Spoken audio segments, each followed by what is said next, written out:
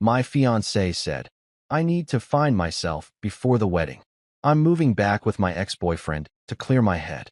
I said, take all the time you need. Then I sold the ring, canceled the honeymoon, and used the money for a solo trip to Paris. Her panic calls started the day she saw my Instagram stories. So there I am, sitting at our breakfast table on what I thought was going to be a completely normal Tuesday morning, watching the steam curl up from my coffee mug like some kind of pretentious latte art I didn't ask for. The croissants are sitting there all golden and flaky, the kind you get from that overpriced bakery 3 blocks over that Claire insists makes the only authentic French pastries in the city, which is hilarious considering the owner is named Gary and he's from New Jersey. But whatever, happy fiancé, happy life, right? That's what I keep telling myself as I fork over $12 for what amounts to fancy bread. Claire is sitting across from me, and I notice she's got that look on her face. You know the one I'm talking about. That, we need to talk, expression that every guy recognizes immediately, the same way a gazelle recognizes a lion creeping through the tall grass. My brain immediately starts running through my recent infractions. Did I forget to take out the trash again? Leave the toilet seat up? Eat the last yogurt that she'd been saving for later, even though it had been sitting in the fridge for 6 days? I brace myself for impact, expecting the usual lecture about my socks never matching or how I apparently don't listen when she's talking about her co-worker Janet's drama that I absolutely do not care about. But then Claire opens her mouth, and what comes out is so far beyond mismatched socks that I actually feel my brain short-circuit for a second. I need to find myself before the wedding, she says, with the kind of earnest sincerity usually reserved for college freshmen who just discovered philosophy. I'm moving back with my ex-boyfriend to clear my head. I blink. Once, twice, 3 times. The coffee cup that was making its way to my mouth freezes in midair like someone just hit pause on the remote control of my life. Find yourself? Find yourself? Lady, you're 29 years old. You have a master's degree in marketing. You know exactly where you are. You're sitting in our apartment, eating a $12 croissant, dropping a bomb that would make Oppenheimer himself say, whoa, that's a bit much. But Claire, bless her delusional heart, she's not done. Oh no, she's just getting started. She launches into this whole explanation that sounds like she rehearsed it in front of the bathroom mirror, probably while I was at work yesterday. It's delivered with the confidence of a TED Talk on self-discovery, complete with meaningful pauses and hand gestures. Apparently, she's been texting her ex, Martin. Yeah, Martin, the guy who once cried during a Marvel movie, and not even one of the sad ones. And his family has graciously offered up their guest house for her journey of self-reflection. She says it like she's about to climb a mountain in Tibet to consult with monks, not move into a glorified shed behind her ex-boyfriend's childhood home in suburban Connecticut. It's totally innocent, she assures me, reaching across the table to touch my hand like she's comforting a child who just found out Santa isn't real. His parents have always been like family to me, and Martin won't even be there most of the time. He's busy with work. My brain is absolutely screaming at this point. The internal monologue is going completely off the rails. You're moving in with Martin's mom to think about marrying me? Martin's MOM? The same woman who still calls you Claire Bear and has your senior prom photo on her mantle? The same Martin whose family guest house you're describing like it's some kind of spiritual retreat center and not the place where you probably lost your virginity to him after junior prom? This is your plan for premarital clarity? But here's the thing about moments like this. There's what you want to say, what you should say, and what you actually say. What I want to say involves a lot of very colorful language and probably throwing a croissant at the wall for dramatic effect. What I should say is probably something about how this is completely insane and we need to have an actual conversation about what's happening to our relationship. But what actually comes out of my mouth, in the calmest voice I can muster, is, take all the time you need. I even managed to smile. It's not a real smile, obviously. It's the kind of smile you give when you're getting a root canal and the dentist asks if you're doing okay. But Claire doesn't seem to notice or care. Her face lights up like I just told her she won the lottery, and she launches herself around the table to hug me with the kind of enthusiasm usually reserved for soldiers returning from war. Oh my God, thank you so much for understanding. She gushes into my shoulder, and I can feel her relief radiating off her in waves. I knew you'd get it. This is exactly why I love you. You're so emotionally mature and secure. Most guys would totally freak out, but you just understand that sometimes people need space to grow individually before they can grow together as a couple. She's squeezing me tight, probably thinking I'm some kind of enlightened being, like Buddha reincarnated in a guy who still laughs at fart jokes. She's convinced I'm this amazingly understanding, secure, modern man who's totally cool with his fiancée moving in with her ex-boyfriend's family to find herself 3 months before the wedding. In my head, though, there's a completely different conversation happening. Congratulations, Claire. You've just speedrun the entire process of downgrading yourself from bride-to-be to that girl who's currently rooming at her ex's house. You've managed to take our relationship status and turn it into something that sounds like a bad reality TV show pitch. Watch as a confused 20-something moves back in with her ex's family while her fiancé waits patiently at home, definitely not questioning every life choice that led to this moment. As she finally releases me from the hug and starts chattering excitedly about packing and how she'll probably only need a few weeks, maybe a month at most, I sit back down and pick up my croissant. It's gotten cold now, lost all its crispy exterior, kind of sad and limp. Feels appropriate, honestly. I take a bite anyway, because what else are you supposed to do when your fiancée just told you she's moving in with her ex to figure out if she wants to marry you? Waste a $12 croissant? Absolutely not. Gary from New Jersey didn't wake up at 4 in the morning to bake these things just so I could let them go to waste during my personal crisis. And that's how it starts, folks. That's how a perfectly normal Tuesday morning turns into the beginning of what I'm now calling the great self-discovery disaster of my life, starring my soon-to-be ex-fiancée Claire and her incredible ability to make the worst possible decisions while genuinely believing they're acts of personal growth. So Claire packs up her life into 2 absolutely massive suitcases, the kind that make you wonder if she's actually moving to Mars instead of Connecticut, and loads them into her Honda Civic with the kind of determination usually reserved for people fleeing natural disasters. I stand in the doorway of our apartment, giving her the supportive boyfriend wave as she drives off to go soul search with Martin's family, which I'm pretty sure is just code for make the worst decision possible while calling it personal growth. The whole scene is very cinematic, very dramatic, like the ending of a romance movie, except the romance is driving away to shack up at her ex's place, and I'm the idiot standing there pretending this is totally normal and fine. About 20 minutes after she leaves, my phone buzzes. It's Instagram. Claire has posted a selfie from the car, hair perfectly tousled by the wind from the open window, wearing sunglasses that probably cost more than my car payment, looking like she's the star of her own indie film about self-discovery. The caption reads, "Sometimes you have to go backward to move forward, glowing star sparkles butterfly." There are already 47 likes and comments from her friends saying things like, "You go girl," and "So brave," and "Your journey is inspiring." I stare at my phone screen and actually laugh out loud, which probably makes me look completely unhinged to my neighbors, but I don't even care at this point. Cute, Claire. Real cute. Nothing says moving forward quite like literally moving backward into your ex-boyfriend's guest house. That's some next-level philosophical thinking right there.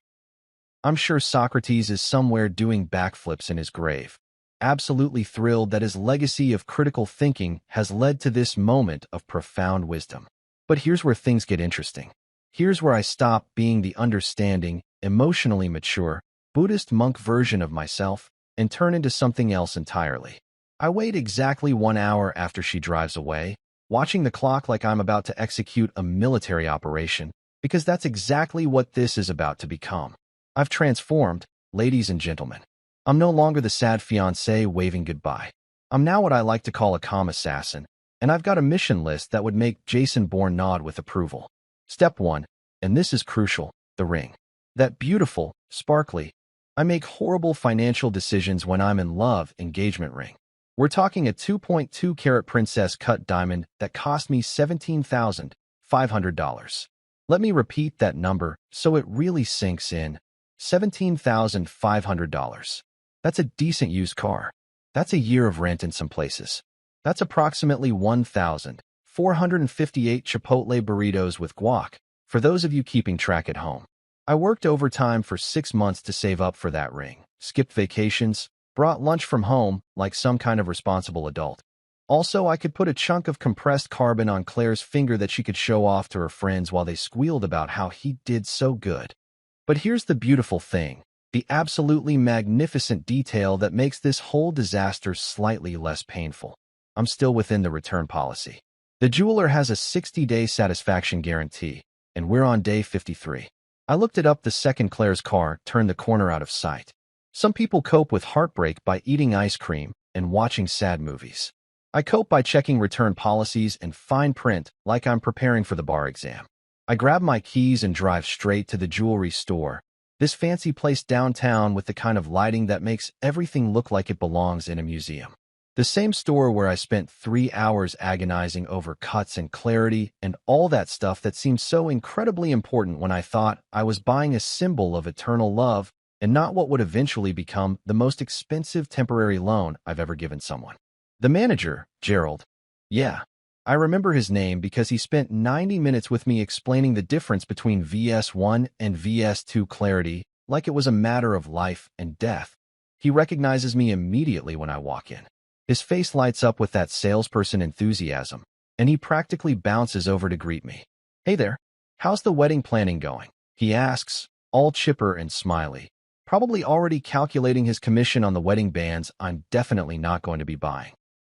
I look him dead in the eye, keeping my face completely neutral, and say in the flattest tone possible, she's planning with her ex. Gerald's smile freezes on his face like someone hit pause. His eyes do this weird flickering thing as his brain processes what I just said. For a solid 5 seconds, he just stands there, mouth slightly open, trying to figure out if I'm joking or if this is actually happening. Then his expression shifts into something that can only be described as a mixture of horror, pity, and professional concern. I'm sorry, what? He manages to get out. You heard me right. My fiancée is currently shacking up with her ex-boyfriend's family to find herself before our wedding. So I'm here to return this ring before I'm completely outside your return window, which expires in exactly 7 days. Not that I'm counting or anything. I pull out the ring box from my jacket pocket and set it on the glass counter between us. Gerald looks at it like I just placed a live grenade in front of him. He blinks a few times, then leans in closer and whispers, like we're in a spy movie and he's about to give me classified information. Say no more. Let me get this process for you right away. And just like that, Gerald transforms from salesperson to ally. He practically sprints to his computer, fingers flying across the keyboard with the kind of urgency usually reserved for emergency situations. He's not even trying to talk me out of it or asking if I'm sure or suggesting couples counseling like I half expected. Nope, Gerald gets it. Gerald knows that when a woman moves in with her ex to think about marrying you, that ring needs to come back home where it belongs, which is apparently being converted back into $17,500 in my bank account. The process takes about 20 minutes. There's paperwork, obviously, because nothing in life can be simple and clean. Gerald has to call his regional manager to approve a refund this large. I can hear him on the phone in the back office. Yeah, the bride moved in with her ex. I know. Yeah, he's returning it. No, I don't think we need to try to save the sale here, Mike. I'm sitting in one of their fancy chairs, the kind that's more decorative than comfortable, scrolling through my phone and watching Claire's Instagram story get more and more likes. She's posted another update, a photo of a cup of coffee from some rest stop with the caption, "Pit stop on the road to Clarity Hot Beverage Thaw Balunda." Clarity. She's finding clarity at a Starbucks off I-95. That's where we are as a society now. Gerald comes back with a tablet for me to sign electronically, and he's got this look on his face like he wants to say something comforting but can't quite figure out what. He settles on.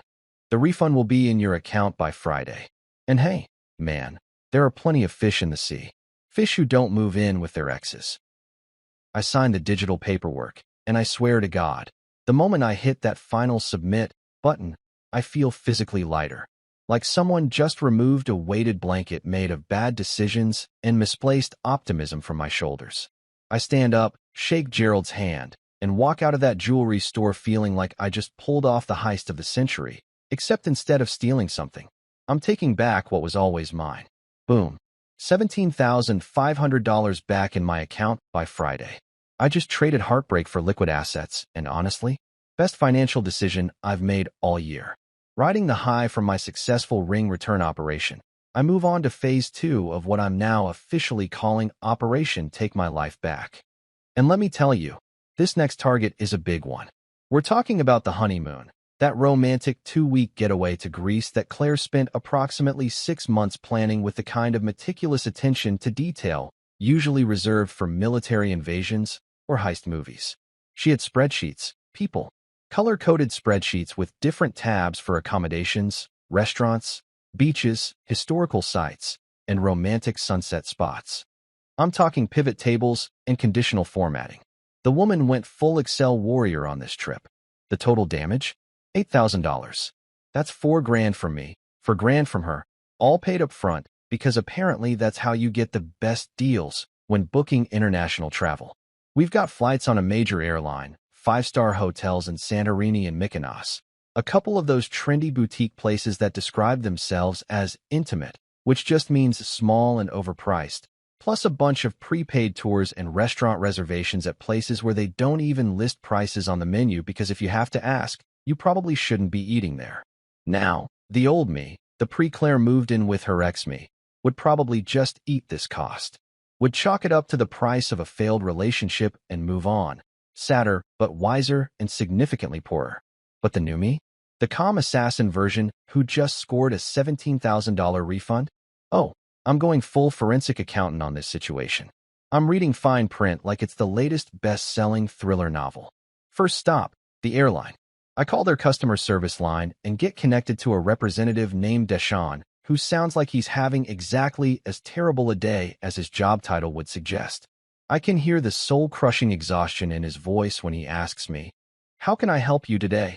in a tone that clearly communicates he would rather be literally anywhere else doing literally anything else. Yeah. Hi. I need to cancel a honeymoon package for 2 to Greece. I start, keeping my voice calm and reasonable, like I'm just calling to change a routine appointment. There's a pause. I'm sorry to hear that, sir. May I ask the reason for cancellation? Depending on the circumstances, you might be eligible for travel credits instead of losing the full amount. And here's where I decide to just go for it. Because honestly, what do I have to lose at this point? My dignity. That shipped out with Claire's Honda Civic yesterday. Family emergency, I tell Deshawn. Specifically, the death of our relationship. My fiancée moved in with her ex-boyfriend to find herself. So now instead of finding ourselves in Santorini, she's finding herself in Connecticut, and I'm finding myself very single and very much not interested in a solo romantic honeymoon. There's another pause, longer this time, and I can almost hear Deshawn sitting up straighter in his cubicle. Hold on, he says, and I swear I can hear him trying not to laugh. She moved in with her ex? Before the wedding? Yep, his family's guest house, to be specific. Apparently, it's a great place for soul-searching and making terrible life choices.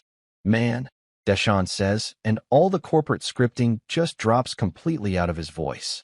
That's cold. That's real cold. All right, let me see what I can do here.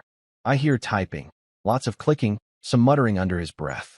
Okay, so normally we don't do full refunds this close to the travel date, but I'm going to mark this as significant life event and get you travel credits for the full amount. You've got 2 years to use them, and honestly, bro, take yourself somewhere nice. You deserve it.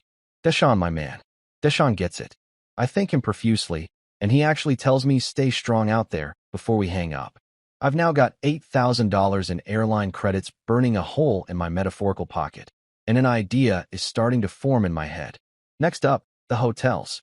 This is trickier because I booked through one of those luxury travel sites that has cancellation policies stricter than airport security. But here's the thing about the internet in the age of review culture. Businesses are terrified of bad publicity. Everyone's one viral post away from becoming a PR nightmare, and I'm petty enough to use that to my advantage. I start calling each hotel individually, explaining the situation with varying degrees of detail depending on how sympathetic the person on the other end of the phone sounds. The first place, this gorgeous clifftop resort in Santorini that costs more per night than my monthly car payment, actually gives me the runaround. The manager tells me their policy is strict, no refunds. Maybe I should have purchased travel insurance, blah blah blah. So I politely thank them for their time, hang up, and immediately leave a detailed review on TripAdvisor, Google, and their Facebook page. Was supposed to spend my honeymoon here, but bride got cold feet and needed space with her ex-boyfriend's family. Hotel refuses to refund despite heartbreak and life-changing circumstances. Would recommend if you enjoy losing thousands of dollars along with your relationship. 1 star. I'm not even done posting when my phone rings. It's the hotel. Suddenly, they've found a way to process a refund as a one-time courtesy. Funny how that works. I graciously accept and remove the reviews. I'm petty, not evil. The second hotel sees my reviews of the first place somehow. I'm convinced these luxury travel people all know each other and refunds me without question. We're so sorry for your situation. We'll process this immediately. Please accept our condolences. They're treating my breakup like someone died. I'm not correcting them. By the end of the day, I've recovered about 75% of the honeymoon costs. Claire's portions are trickier since some were in her name, but that's her problem to deal with. I've got my money back, and more importantly, I've got those travel credits from Deshawn. And that's when it hits me. Claire wanted to find herself. Cool. I can do that too. Except instead of finding myself in a guest house in suburban Connecticut surrounded by Martin's family photos and his mom's casserole recipes, I'm going to find myself somewhere actually interesting. I open my laptop and start browsing flights. Greece was Claire's dream. All that whitewashed architecture and blue-domed churches and romantic sunsets. That was never really my thing anyway. I was just going along with it because that's what you do when you're engaged and trying to be supportive. But now I get to pick. Paris. The answer comes to me immediately. Paris, France. The city of lights, the city of love, the city of absolutely incredible food and 0 ex-boyfriends named Martin. I've always wanted to go to Paris. Actually wanted it, not just agreed to it because someone else was excited about it. And with my newfound travel credits and refunded hotel money, I can actually make it happen. I book a one-way ticket. One way, not round trip, because I have no idea how long I want to stay, and honestly, the open-endedness of it feels liberating. I find a cozy apartment rental in the Marais district, one of those classic Parisian places with the tall windows and the tiny balcony overlooking the street. It's got a view of the Seine if you lean out far enough and risk falling to your death, which the listing describes as charming, and I describe as perfect. The whole thing costs less than the Greece trip would have, which means I'm actually coming out ahead financially in this breakup. I'm turning heartbreak into profit margins. I'm the Warren Buffett of failed engagements. I book everything in about 45 minutes flat, riding this wave of impulsive decision-making that feels absolutely incredible. Who knew that having your life fall apart could be so financially liberating? It's like that saying about when one door closes, another opens. Except in this case, when Claire walked out the door, she apparently left it wide open, and I'm walking through it straight to Charles de Gaulle Airport. My flight leaves in 3 days. 3 days to pack, to prepare, to get my affairs in order. 3 days before I trade in my failed engagement for croissants, wine, and 0 emotional baggage. Well, except for the 53 missed calls from Claire that I'm sure are coming. 3 days later, I'm standing in the airport at 5 in the morning, coffee in hand, boarding pass pulled up on my phone, and I'm feeling something I haven't felt in months. Actual genuine excitement about my future. Not the obligatory, yes honey, I'm excited about our wedding, excitement that you fake because you're supposed to be excited. Real excitement. The kind that makes you wake up before your alarm and not even care that it's an ungodly hour and you're functioning on 4 hours of sleep. I'm standing in the security line, which is moving at the pace of continental drift as usual, when I decide to fire the first shot in what I'm now calling the Instagram war that Claire didn't know she started. I pull up Instagram, snap a photo of my boarding pass with just enough of the destination visible, Paris CDG, and post it to my story. No caption, no explanation, no inspirational quote about journeys or finding myself or any of that pseudo-philosophical garbage that Claire's been posting. Just a boarding pass. Clean. Simple. Devastating. I hit post and put my phone in my pocket, and I kid you not, before I even finish taking my shoes off for the TSA agent who looks like he'd rather be literally anywhere else, my phone starts vibrating like it's having a seizure. I'm talking back-to-back notifications, the kind of rapid-fire buzzing that makes other people in line look at you like your phone is about to explode. I get through security, gather my stuff, find my gate, sit down, and finally check my phone. 53 notifications. 53. And it's been less than 10 minutes since I posted. The first text is from Claire, and it came in approximately 5 seconds after I posted. Where are you going? 3 question marks. That's how you know someone's actually panicking. 1 question mark is curiosity. 2 is concern. 3 means they're spiraling. I don't respond. Not yet. I'm savoring this moment like a fine wine, which is appropriate since I'll be drinking plenty of fine wine very soon. Instead, I scroll through the other notifications. Her mom, Patricia, has viewed my story. Her sister, Jenna, has viewed it. Her best friend Sophie has viewed it. Her cousin Amanda has viewed it. Even Martin's mom has somehow viewed it, which means Claire must have told Martin's entire family about our situation, and they're all apparently monitoring my social media now like I'm some kind of flight risk. Which, to be fair, I literally am at this moment. More texts roll in. Claire again. Are you seriously leaving the country right now? Then, we need to talk about this. Then, this is really immature. Then, my personal favorite. You can't just run away from our problems. I actually laugh out loud at that last one, causing a businessman next to me to look up from his laptop with an annoyed expression. Lady, you literally ran away. You packed 2 suitcases and drove to your ex-boyfriend's house to find yourself. I'm not running away from our problems. I'm running away from your problems, and there's a difference. But I don't text any of that. Instead, I wait until they call my boarding group, get on the plane, get settled in my seat, window seat, because I'm not a monster. And as we're taxiing to the runway, I text back just 2 words, finding myself. Then I put my phone in airplane mode and enjoy the most peaceful 7-hour flight of my entire life. No texts, no calls, no social media, just me, a mediocre airplane meal, and 3 movies I've been meaning to watch. It's glorious. When I land at Charles de Gaulle Airport, turn off airplane mode, and my phone reconnects to civilization, it absolutely explodes. I'm talking 73 new messages, 21 missed calls, and enough Instagram notifications that my phone actually seems to be struggling to load them all. It's like I just won the lottery, except instead of money, I've won the attention of every person Claire has ever told about her journey of self-discovery. I ignore all of it and take the train into the city. The RERB line, which I researched extensively because I'm not about to be that tourist who gets scammed by a fake taxi driver. I'm sitting on the train, watching the Parisian suburbs roll by, and I'm feeling more clear-headed than I have in months. Maybe years. There's something about burning down your old life and building a new one from the ashes that really puts things in perspective. I get to my apartment in the Marais, and it's even better than the photos. The landlord, a tiny French woman named Marguerite, who's probably in her 70s and has that effortlessly chic thing going on that French women seem to be born knowing how to do, shows me around. She speaks English with a thick accent and keeps saying things like très charmant and pointing at features of the apartment like they're artifacts in a museum. The bathroom is the size of a closet. The kitchen barely fits one person, but that balcony? That view? Chef's kiss, as the kids say.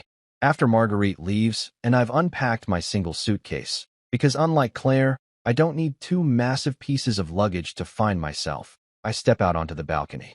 The sun is starting to set, casting everything in this golden light that looks like it's been photoshopped, but is actually real life.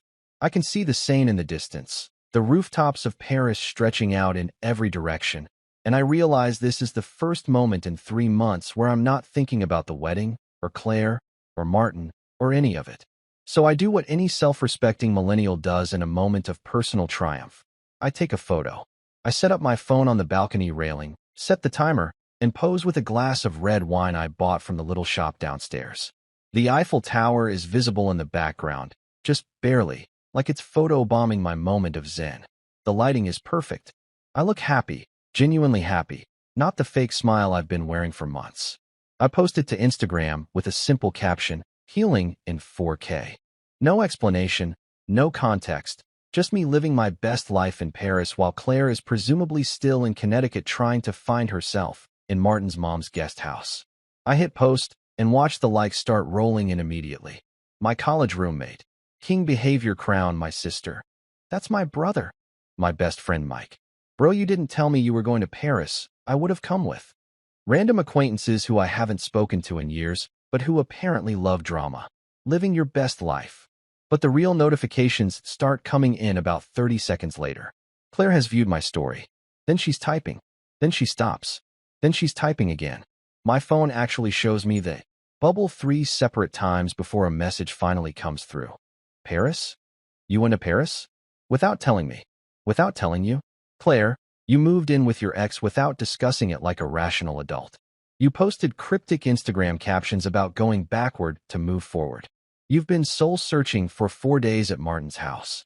And you're mad that I didn't give you my travel itinerary? But I don't write any of that. I just send back self-reflection, but with better bread. And then I add a croissant emoji, because I'm petty and I've earned the right to be petty. My phone starts ringing immediately. It's Claire. I decline the call and take another sip of wine. It rings again. Decline. Again. Decline. She calls 7 times in a row, which I have to admit shows real dedication. Finally, she stops calling and starts texting instead. This is unbelievable. I can't believe you're being this childish. I needed space, and you turn it into this whole dramatic thing. My mom is asking questions. Jenna won't stop texting me. Everyone thinks I did something wrong now because you're posting these cryptic things from Paris. Can you please just come home so we can talk about this like adults? I read the message 3 times, and each time I read it, I get more amazed at the mental gymnastics happening here. She needed space, so she moved in with her ex. That's totally reasonable and mature. But I go to Paris, and suddenly I'm the one being dramatic and childish. The cognitive dissonance is truly impressive. More texts come in. Her mom, Patricia, has decided to get involved. I don't know what's gotten into you, but this is very hurtful to Claire. She's trying to work on herself, and you're making it about you. Very selfish. I stare at Patricia's message and actually feel my blood pressure spike. Patricia, your daughter moved in with her ex-boyfriend. Your daughter is living in her ex-boyfriend's guest house. Your daughter is the one who turned our engagement into a reality show subplot. But sure, I'm the selfish one for going on vacation. I don't respond to Patricia. I've learned that arguing with future mothers-in-law, or I guess former future mothers-in-law now, is a losing battle. Instead, I post another story, a photo of the cheese platter I ordered from the shop downstairs, arranged artfully on the tiny balcony table with the Paris skyline in the background. Caption: Therapy, but with Brie. The likes and comments pour in. People I haven't talked to since high school are sliding into my DMs telling me I'm an icon. My cousin sends me a gif of someone dropping a microphone. Even my mom texts, Patricia called me. I told her you're an adult making adult decisions. Also bring me back some macarons. My mom gets it. My mom knows that sometimes the healthiest thing you can do is put an ocean between yourself and your problems, especially when your problems involve a fiancé who thinks moving in with her ex is a valid form of premarital counseling. I silence my phone, finish my wine, and watch the sun finish setting over Paris. Tomorrow I'll explore the city, eat more bread than any human should consume, and continue living my best life. But tonight I'm just going to sit here and enjoy the fact that while Claire is finding herself in Connecticut, I'm finding myself in one of the most beautiful cities in the world. And honestly, my therapy has a much better view. So I've been in Paris for about 3 days at this point, living my absolute best life, eating carbs like it's my job, drinking wine at lunch because apparently that's just what you do here and nobody judges you for it, and generally pretending that my former life back in the States doesn't exist. I've perfected the art of the strategic Instagram story, just enough content to show I'm thriving, not enough to look like I'm trying too hard. A photo of a cappuccino here, a shot of the Louvre there, me looking pensively artistic in front of some random Parisian building that's probably historically significant, but honestly, I just thought it looked cool. Claire, meanwhile, has been suspiciously quiet on social media. Like, radio silent. No more inspirational quotes about going backward to move forward, no aesthetic coffee cups from rest stops, nothing. Her last post was from 5 days ago, that selfie in the car on her way to Martin's place. I'm assuming she's realized that posting about her journey of self-discovery, while her ex-fiancé is literally in Paris living his best life, makes her look like the villain in a romantic comedy, which, to be fair, she kind of is. But then she starts with the texts again. Not the angry ones from before, but the manipulative ones. The I miss you texts. The I think I made a mistake texts. The can we please just talk texts that come in at weird hours because she's clearly not sleeping well, which gives me a small amount of satisfaction that I'm not particularly proud of, but also not ashamed of either. One text in particular catches my attention. Martin isn't even here. I swear. He's been gone for work stuff. It's literally just me and his parents. This isn't what everyone thinks it is. I'm sitting at a cafe in Saint-Germain-des-Prés, eating what is legitimately the best croissant I've ever had in my life. Flaky, buttery, probably made by someone named Jean-Pierre, who's been perfecting his craft for 40 years, when I read this message. And I actually laugh out loud, causing the very fashionable French woman at the next table to give me a look that somehow communicates both disdain and curiosity. Martin isn't even there. Right. Sure. That's definitely the detail that makes this whole situation totally normal and not completely insane. Don't worry, honey. I'm only living in your ex-boyfriend's house. But he's not actually here, so it's fine. That's like saying, don't worry, I robbed a bank, but I didn't take that much money, so it's cool. I'm about to put my phone away and get back to my croissant, which deserves my full attention, when I see something that makes me actually choke on my coffee. Claire's sister, Jenna. Remember Jenna? The one who's been texting me about how Claire's crying and how could I be so heartless, has just posted an Instagram story. And there, in the background of her photo of what looks like some kind of family dinner situation, is a very clear, very visible Martin himself. Martin, the guy who supposedly isn't even there. The guy who's allegedly away for work stuff. He's right there in the background, sitting at what appears to be a dining room table, looking exactly like a guy who is definitely not away for work. I screenshot it immediately. Of course I screenshot it. This is evidence, Your Honor. I'm building a case here, and Jenna just handed me Exhibit A on a silver platter. I save the screenshot and just sit there for a minute, staring at my phone, marveling at the absolute audacity of it all. But here's where it gets even better, folks. About 2 hours later, I'm walking along the Seine, doing the whole tourist thing, taking photos of Notre Dame even though it's still under reconstruction, when my phone rings. Unknown number. International call. I almost don't answer because who calls anymore? We live in the age of text messages. But something tells me to pick up. Hello. Hey man, it's Martin. I stop walking. An actual pigeon runs into my leg because I've apparently become a French statue. Martin. Martin is calling me. The ex-boyfriend who isn't supposed to be there is calling me from his house, where he's not supposed to be, where my ex-fiancée is currently living while she finds herself. Martin, I say, and I'm proud of how calm my voice sounds because internally I'm screaming. This is unexpected. Yeah, look, I know this is weird. He starts, and he sounds uncomfortable, which he should be because this is the most uncomfortable phone call in the history of telecommunications. But I just wanted to, talk to you man to man. Claire is really upset about this whole Paris thing. I actually have to pull the phone away from my ear and look at it to make sure this is real life and not some kind of elaborate prank. I'm in Paris, eating a croissant. Well, I was eating a croissant before this call interrupted my carb loading, and Martin, the ex-boyfriend, is calling me to tell me that Claire, my ex-fiancée who moved into his house, is upset that I'm in Paris.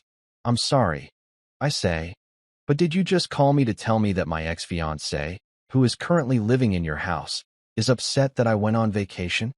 It's not like that, man, Martin says, and I can hear the defensiveness creeping into his voice. She's staying in the guest house. It's completely separate. My parents are here. This is totally innocent. Martin, I say, and I'm trying so hard to keep my voice level. She literally texted me an hour ago saying you weren't even there, that you were away for work.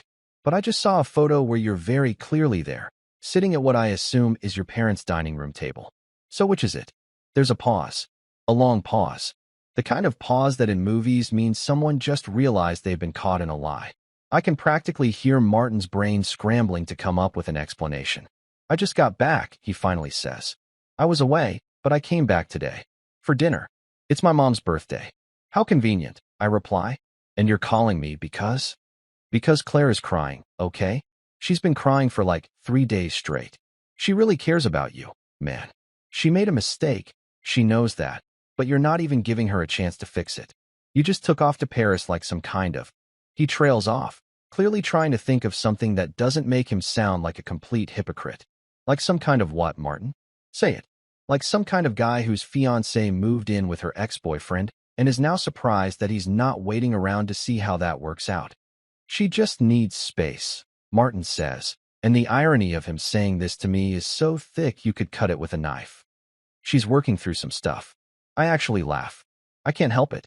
I'm standing on a bridge over the Seine. The Eiffel Tower is visible in the distance, and Martin, is lecturing me about giving Claire space while she lives in his guest house. You know what, Martin? You're absolutely right. She needs space. So I'm giving her space. About 4,000 miles of space, to be exact. An entire ocean of space. All the space between Paris and your mom's casserole dinners. Is that enough space? Or should I go to Japan? I hear Tokyo is lovely this time of year. You're being an asshole, Martin says, and now he's getting angry, which is rich coming from the guy who's harboring my ex-fiancée in his guest house while claiming it's all innocent. No, Martin, I'm being rational. Claire wanted to find herself, so she moved in with you. I decided to find myself too, except I chose croissants over your mom's pot roast. We're both on journeys of self-discovery here, buddy. Mine just has better pastries and fewer ex-boyfriends. She loves you, man, Martin says, and he actually sounds sincere now, which somehow makes it worse. She really does. She's just confused. Then she can stay confused in Connecticut while I stay clear-headed in Paris. I say, look, Martin, I appreciate the call. I really do. It takes guts to call your girlfriend's ex-fiancé to tell him to come home while said girlfriend is living in your guest house. That's some advanced-level audacity. But here's the thing. I'm not coming home. Claire made her choice when she packed those suitcases. I'm just making mine. This is messed up, Martin mutters. You know what's messed up, Martin? Your mom still has Claire's prom photo on the mantle. That's messed up. Me eating croissants in Paris? That's called self-care. I hang up before he can respond, and I immediately do 3 things. First, I take a selfie right there on the bridge, Eiffel Tower in the background, biggest smile on my face. Second, I screenshot my call log showing Martin's number and the 9-minute call duration. Third, I post the selfie to Instagram with the caption, "Space granted." No explanation needed. Everyone who's been following this saga knows exactly what that means. The likes start rolling in before I even put my phone back in my pocket. My best friend Mike comments, "King." My sister comments, 3 crown emojis. Random people I barely know are commenting, "This is the energy we need." But the best part? The absolute cherry on top of this already delicious Sunday of petty revenge? About 20 minutes later, Claire texts me, "Did Martin really just call you?" I don't respond. I just send her the screenshot of the call log. Then I add, "Bro said you need space. Whole ocean between me and your situation now. So mission accomplished." Then I put my phone on Do Not Disturb, buy another croissant from a nearby bakery, because 1 croissant per emotional crisis is my new rule, and continue my walk along the Seine. Martin called me. Martin, the absurdity of this entire situation has reached levels that shouldn't be possible outside of a sitcom. My phone is buzzing in my pocket, probably Claire calling, probably Martin calling back, probably Patricia leaving voicemails about family values or some nonsense. But I don't check. I just walk, eat my croissant, and think about how this might be the best decision I've ever made. Not just coming to Paris, but refusing to engage with the absolute circus that my former life has become. Martin called me to tell me that Claire, who is living in his house, is upset that I'm in Paris. That's not real life. That's a plot point from a mediocre TV show, and I'm done being a character in Claire's drama.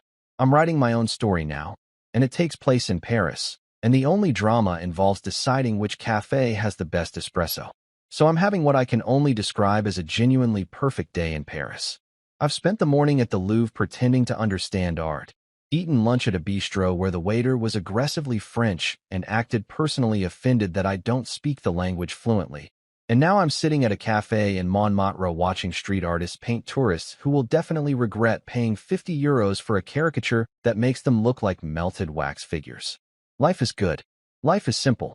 Life is blissfully free of Connecticut-based drama. I decide to post a photo to Instagram because at this point, my social media presence has become a public service announcement titled, "How to Thrive After Your Fiancé Moves In with Her Ex." It's a shot of me sitting at the cafe, the Sacré-Cœur Basilica in the background looking all white and majestic, a glass of wine in my hand, even though it's only 3 in the afternoon, because when in Paris, right? I look relaxed.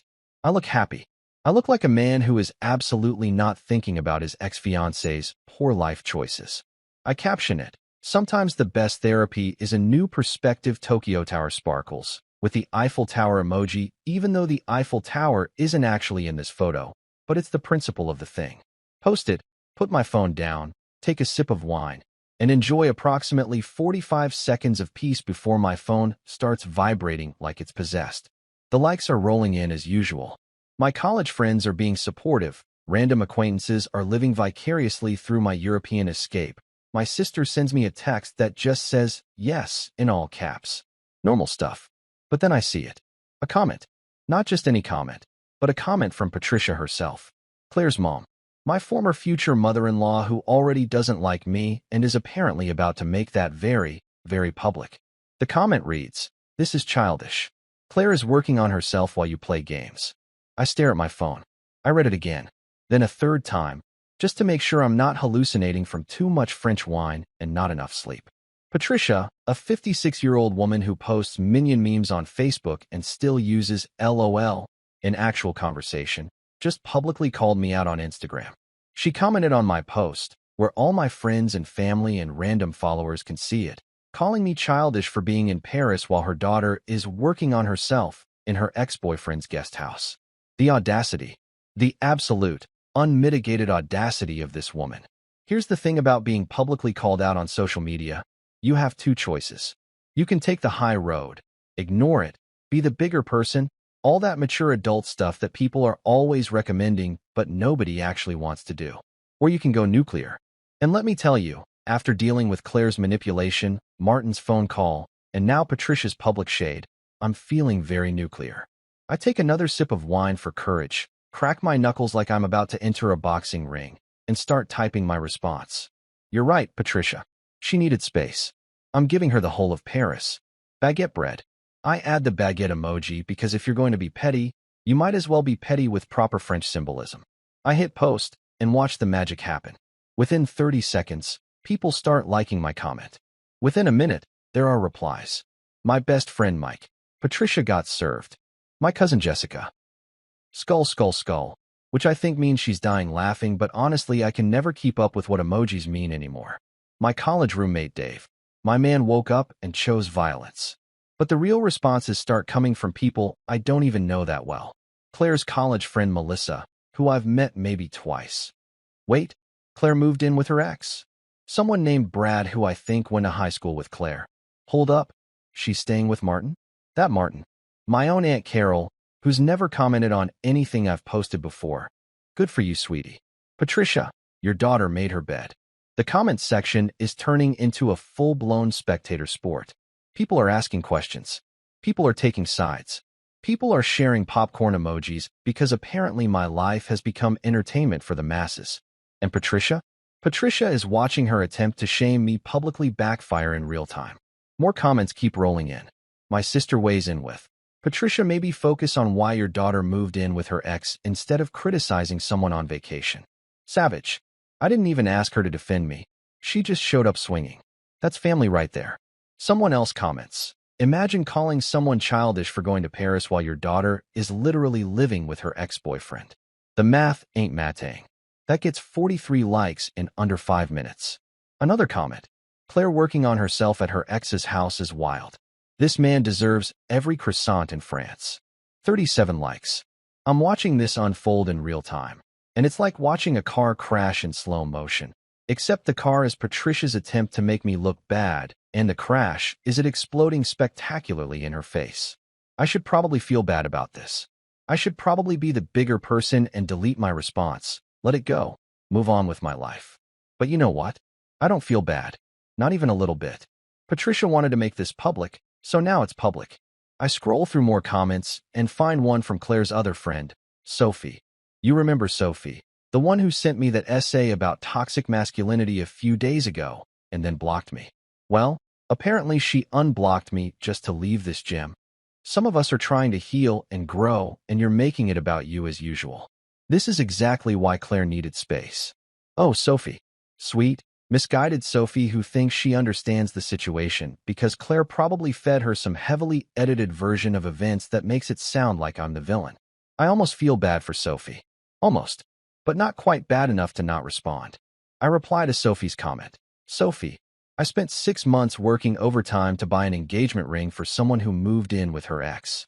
If wanting to eat croissants in Paris instead of waiting around for closure makes me toxic, then bonjour, I'm toxic as hell. Croissant. More likes. More comments. This is snowballing into something I definitely didn't plan, but am absolutely here for. My phone is buzzing nonstop now. Screenshots of the comment thread are being sent to group chats. People are DMing me messages of support. One guy I barely knew from college messages. Bro, you're a legend. Never let them make you feel bad for having self-respect.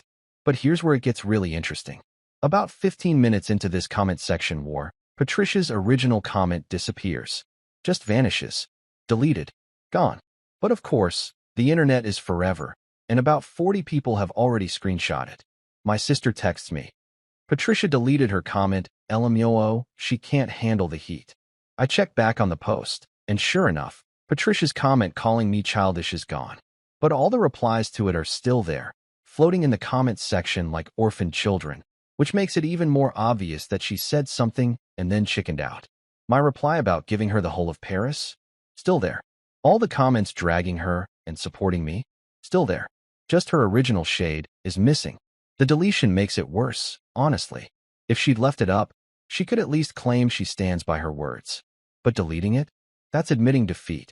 That's acknowledging that maybe, just maybe, publicly shaming your daughter's ex-fiancé for going to Paris while your daughter lives with her ex-boyfriend wasn't the winning strategy she thought it would be. I decide to capitalize on this moment of victory by posting another Instagram story.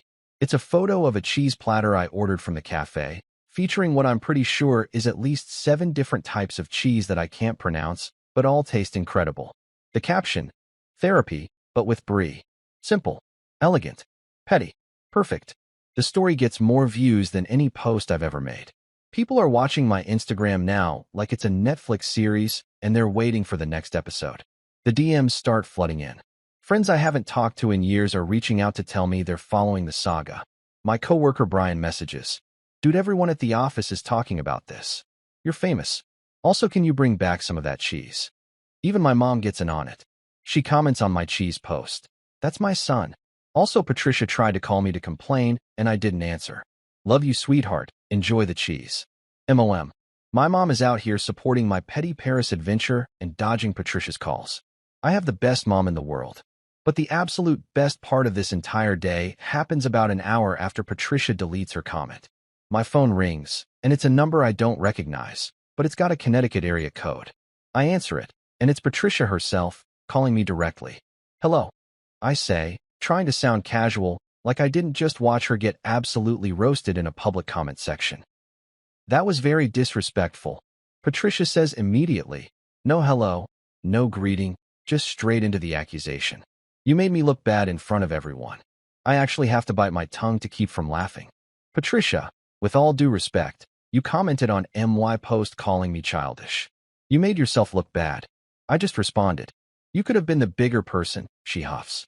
"Patricia, your daughter moved in with her ex-boyfriend 3 months before our wedding. I bought a $17,000 ring that I had to return. I canceled the honeymoon. I'm in Paris eating my feelings in the form of cheese and bread. And you're mad at me for an Instagram comment?" Read the room. There's a long silence. Then, Claire is very hurt by all of this. "Yeah, well, join the club. We have jackets. And apparently, really good cheese." Patricia makes this exasperated sound and hangs up. I sit there for a second, staring at my phone, and then I do something I haven't done in weeks. I laugh. Like, really laugh. The kind of laugh that makes other cafe patrons look at you like you might be having a mental breakdown. But you don't even care because everything is so absurd that laughter is the only appropriate response. I lean back in my chair, take another sip of wine, eat a piece of cheese that costs more than it should, and watch the sun start to set over Montmartre. Patricia deleted her comment. Claire's friends are fighting in my comment section. My mom is dodging phone calls. And I'm in Paris, living my absolute best life, turning family drama into Instagram content. If this is what being childish looks like, then I'm never growing up. I've been in Paris for about 2 weeks at this point, and I've settled into this beautiful routine that involves sleeping in, drinking coffee that's way too strong, eating pastries that are way too good, and generally pretending that wedding vendors aren't a thing that exists in the world. Spoiler alert, They very much exist, and they're about to make themselves my problem in a big way. It starts with an email at 7 in the morning Paris time, which means it's 1 in the morning back home, which means someone is panicking hard enough to email me in the middle of the night. It's from Denise, our wedding florist, and the subject line is in all caps. Urgent. Wedding flowers final payment due. I'm lying in bed, barely awake, squinting at my phone screen, and I can already feel the peace of my Parisian morning evaporating like steam off a fresh croissant. I open the email, and it's exactly what I expected. A very polite but increasingly desperate message about how the final payment for the flowers is due in 3 days, and she needs confirmation on the final headcount. And has anyone made a decision about the centerpiece upgrade that Claire wanted? And also there's been some confusion about whether the wedding is still happening. Confusion. That's a nice way of putting it, Denise. My fiancé moved in with her ex-boyfriend, and I moved to Paris. That's not confusion. That's a full-scale relationship apocalypse. I delete the email without responding. Not my problem. I'm in Paris.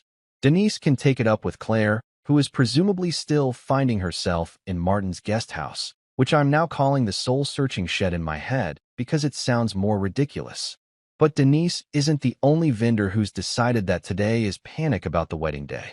Over the next hour, I receive emails from the caterer, the venue coordinator, the DJ, the photographer, and someone named Brittany who I think is in charge of chair covers, which I didn't even know was a job that required a dedicated person until we started planning this wedding. The caterer's email is particularly entertaining. We need final meal selections and payment for the deposit balance of $4,200. Please advise on dietary restrictions and confirm the beef Wellington option. The wedding is in 6 weeks, and we're entering our critical preparation phase. 6 weeks. The wedding is in 6 weeks.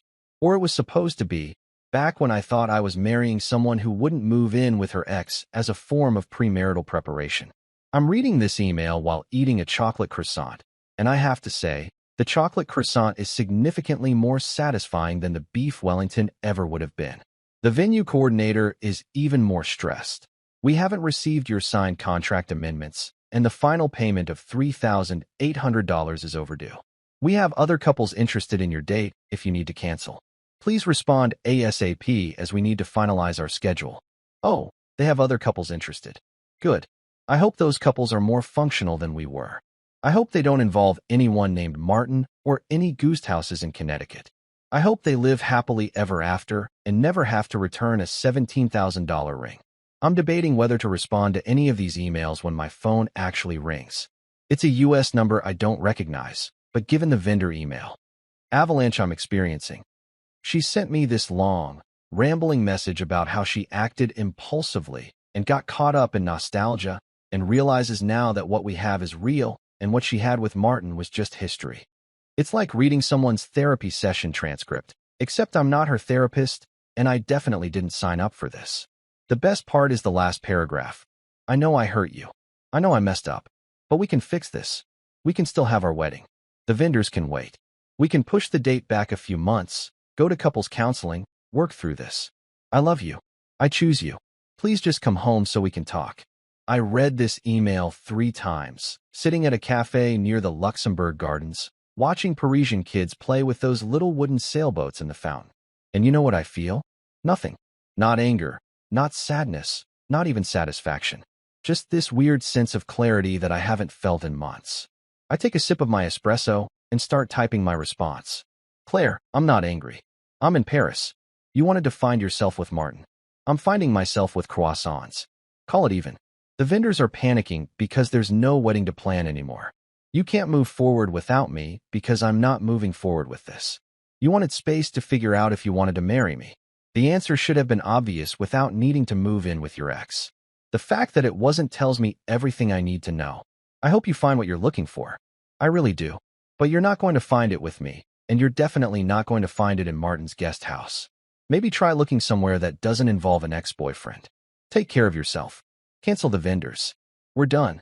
I hit send before I can second-guess myself, and I immediately feel lighter. Like I just put down a heavy suitcase I've been carrying around for months. My phone rings almost immediately. It's Claire. I decline the call. It rings again. Decline. She calls 6 times in a row, and on the 7th time, I turn my phone off completely. Then I get a text from my mom, which I see before the phone shuts down completely. Patricia called again. I told her you're an adult making adult decisions, and Claire made her bed. Also, your father wants to know if you can bring back some of that French mustard. Call me when you can. Love you. My mom. Absolute legend. She's fielding calls from Patricia, defending my honor, and putting in condiment requests. That's multitasking at its finest. I turn my phone back on just long enough to send one more text to my mom. Tell Dad I'll bring back a whole suitcase of mustard. And thank you for being the best. Love you. Then I post one more Instagram story, because at this point my petty Paris chronicles have more followers than some influencers. It's a photo of the Luxembourg Gardens, the green chairs scattered around the fountain, people reading books and eating lunch and living their lives without wedding vendor drama. Caption: turns out the hardest part of calling off a wedding isn't the emotional fallout. It's dealing with vendors who really want their final payments. Croissant hot beverage. The responses start flooding in immediately. My best friend Mike. Vendor chaos. You're handling this like a champ, bro. My sister.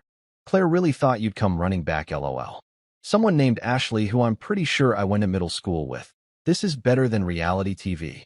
But the best response comes from my cousin Jake, who's a lawyer and apparently has been following this whole saga. Tell the vendors to pound sand. Most of those contracts require both signatures for liability. Also, you're my hero. I screenshot that and save it for later, just in case any vendors try to come after me for payment. But honestly, I don't think they will. I think they'll go after Claire, who is still in Connecticut trying to figure out how her plan to find herself turned into a canceled wedding and a bunch of angry vendors. I lean back in my chair, finish my espresso, and watch the sailboats drift across the fountain. The wedding was supposed to be in 6 weeks. Instead, I'll probably be here in Paris, eating cheese and bread, taking photos of random buildings, and living my absolute best life. Claire wanted to find herself. Well, she found out what happens when you move in with your ex before your wedding. She found out that actions have consequences. She found out that sometimes the person you take for granted will actually leave. And me? I found out that I'm way happier eating croissants in Paris than I ever was planning a wedding with someone who needed her ex-boyfriend to figure out if she wanted to marry me. Best discovery of my life. I'm 3 weeks into my Paris adventure, sitting at my favorite cafe in the Marais, the one where the waiter finally stopped pretending he doesn't understand my terrible French, when I get an email that makes me actually choke on my croissant. The subject line reads, "Legal representation for Claire Mitchell, urgent response required." You've got to be kidding me. I open the email, and sure enough, it's from a law firm. An actual law firm with one of those names that's just a bunch of last names strung together like a bad law school study group. Apparently, Claire's dad, Robert, who I've met exactly 4 times, and who spent 3 of those times lecturing me about retirement planning even though I'm 30 years old, has hired a lawyer to come after me for what they're calling financial damages related to the dissolution of the engagement. I have to read that phrase 3 times because it sounds like something from a TV legal drama, not real life. Financial damages? Financial damages? The email goes on to outline their demands. Half the value of the returned engagement ring, half of all wedding deposits regardless of who paid them, and my personal favorite, compensation for emotional distress and public humiliation. Emotional distress. Claire moved in with her ex-boyfriend. I went to Paris and posted some Instagram stories, and somehow I'm the one causing emotional distress. The mental gymnastics required to arrive at this conclusion deserve an Olympic gold medal. The email ends with a very official-sounding thread about pursuing all available legal remedies if I don't respond within 5 business days with a good faith settlement offer. They've CC'd Claire on the email, which tells me everything I need to know about how much she's involved in this little legal adventure. I immediately forward the entire email to my cousin Jake, the lawyer who's been following this saga and offering commentary like he's a sports commentator covering the Super Bowl of breakups. I add a one-line message: Claire's dad hired lawyers. Help. Jake responds in under 2 minutes, which has to be some kind of record for lawyer response time. Call me. I call him immediately, and he answers on the first ring, already laughing. Dude, this is the most ridiculous demand letter I've ever seen, and I once had a client who tried to sue their neighbor for looking at them wrong. This is nonsense. So I don't owe them anything? Owe them? Are you kidding? The ring is legally a conditional gift. The condition, marriage, didn't happen because SHE moved out, so you get to keep it or return it, which you already did. The wedding deposits were in your name. You canceled them. You got your refunds. And emotional distress? Come on. Tell them to pound baguettes. I actually laugh out loud at that. Pound baguettes. You're in Paris. It felt appropriate. Look, I'll draft a response for you. It'll be professional, legally sound, and will basically tell them to kick rocks. This is just Claire's dad trying to save face because his daughter screwed up, and everyone knows it. What about the public humiliation claim? Jake snorts. She humiliated herself by moving in with her ex. You just posted vacation photos. If anything, you should be claiming emotional distress. But we're not going to do that because we're not petty. Well, we are, but not legally petty. 20 minutes later, Jake sends me a PDF of his response letter. It's beautiful. It's professionally worded, cites actual legal precedent, and basically says everything I've been thinking but in lawyer language. My favorite part is the paragraph that reads, "The engagement ring constitutes a conditional gift under state law, with the condition being the marriage itself. As the wedding did not occur due to Ms. Mitchell's decision to relocate to her former partner's residence, my client exercised his legal right to return said gift. No compensation is owed." He also included a section about the wedding deposits. All contracts were entered into by my client individually and canceled according to the terms specified by each vendor. Ms. Mitchell has no legal claim to funds that were neither hers nor used for her benefit. The closing paragraph is perfect.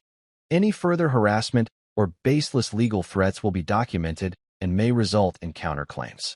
We trust this matter is now resolved. I send it back to the law firm within the hour, CCing Claire and her dad for good measure. Then I do what any reasonable person would do in this situation. I go to a bakery, buy the biggest baguette they have, take a selfie holding it like a baseball bat, and post it to Instagram with the caption, "Working through my legal issues, one carb at a time. Balance scale baguette bread." The internet loses its mind. The post gets more likes than anything I've ever shared. My best friend Mike comments, "Weaponized baguette." My sister, "This is art." Even some random person comments, "Sir, this is the level of petty I aspire to achieve." But coming home, I'm running towards something, even if I'm not entirely sure what that something is yet.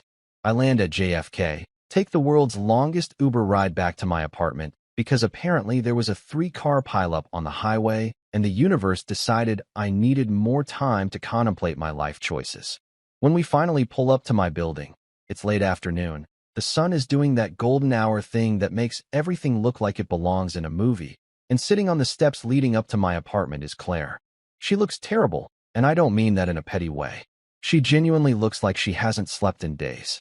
Her hair is in a messy bun, not the cute Instagram messy bun, but the actual, I gave up on life, messy bun. She's wearing sweatpants and one of my old college hoodies that she apparently kept, and her eyes are red and puffy like she's been crying recently. Very recently. Possibly currently. 3 months later, it's August 14th. The day that was supposed to be my wedding day. The day I was supposed to be standing at an altar watching Claire walk down the aisle in a dress that cost more than my first car, promising to love each other forever while our families cried happy tears and a photographer captured every moment for a wedding album we'd never look at after the first year. Instead, I'm sitting at a cafe in Paris. Yeah, Paris. Again. Because apparently I'm that guy now, the guy who goes to Paris when life gets complicated. I came back 2 weeks ago because my apartment felt too small and too full of memories, and also because I realized I never actually explored half the city the first time around since I was too busy being petty on Instagram. This time is different though. This time I'm not running away from anything. I'm not posting strategic photos to make anyone jealous. I'm just here, drinking a cappuccino that's probably too expensive but tastes like happiness.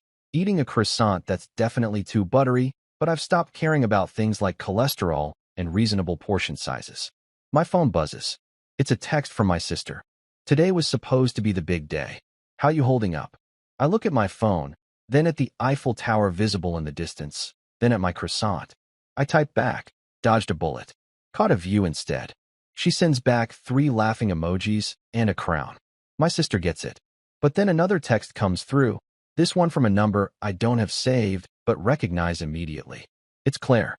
This should have been our wedding day. I stare at the message for a solid 30 seconds, debating whether to respond or just delete it and pretend I never saw it. The old me would have ignored it, taken the high road, been the bigger person. But the new me, the Paris version who's learned that sometimes being petty is actually just being honest, decides to respond. I married self-respect. Beautiful ceremony. You should have been there. I hit send and immediately post an Instagram story before she can respond. It's a photo of my cappuccino with the Eiffel Tower in the background, and the caption reads, 3 months ago today, I was supposed to get married. Instead, I'm in Paris drinking overpriced coffee and living my best life. No regrets. Ring crossmark hot beverage white heavy check mark. The likes start rolling in immediately. Comments pour in from friends, family, random acquaintances who've been following this saga since the beginning. My best friend Mike. Legend status confirmed. My mom. That's my boy. Also, did you get the mustard? My college roommate. King behavior. Absolute king behavior.